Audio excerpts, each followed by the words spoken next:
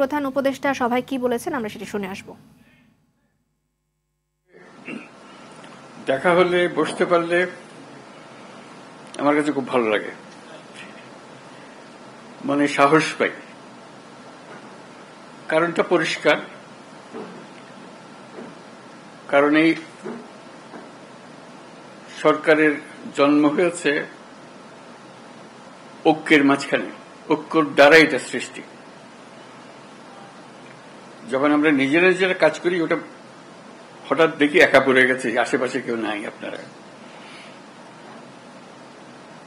তখন একটু দুর্বল মনে করি। যখন আবার সবাই একসঙ্গে হন আপনারা, আবার মনের মধ্যে সাহস আছে যে আমরা একতাবদ্ধভাবে আছি। একতাতেই আমাদের জন্ম, একতাতেই আমাদের শক্তি।